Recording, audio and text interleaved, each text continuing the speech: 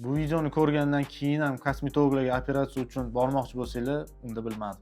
Sizlar kelinglar ekranlardagi videoni muhokama qilamiz birgalikda. Ko'rib turibsizlar, bemor kosmetologga operatsiya bo'yicha murojaat qilib borganlar, yuqori va pastki qovoqlar operatsiyasi o'tkazilgan. Birinchi e'tibor kosmetologlar tomonidan pastki qovoqlarni razrez qilinganiga albatta tushadi. Ko'rib turibsizlar va ularda vibrat holati, tashqi ug'ullarida qayrilish, ag'darilib qolish holatlari kuzatilib turibdi. Bu holatda bemorimizda ko'z qurishi, ya'ni ko'z oxirigacha yumilmasligi hisobiga ko'zlarning qurishi kutib turibdi va bu juda ham bemorga diskomfort hissiyotini beradi. Iplarning holatiga ham e'tibor bersanglar bo'ladi. Qora rangdagi so'rilmaydigan iplar bular ko'zga qadalish hissiyotini berib, juda ham diskomfortlikni keltirib chiqaradi. Va ko'rib turganinglardek, tajribasiz kosmetologlarga operatsiya uchun murojaat qilib qo'ysanglar, sizlarni ham shunaqa asoratlar cheklab o'tmasligi mumkin. Kosmetologlarga chistka, mezoterapiya va shunga o'xshash amaliyotlar bo'yicha murojaat qilishingiz mumkin. Operatsiya bo'yicha faqatgina plastik jarrohlarga murojaat qilsangiz, yuqoridagi holatlar albatta sizda kuzatilmaydi. Videomiz sizga manfaatli bo'ldi degan umiddamiz.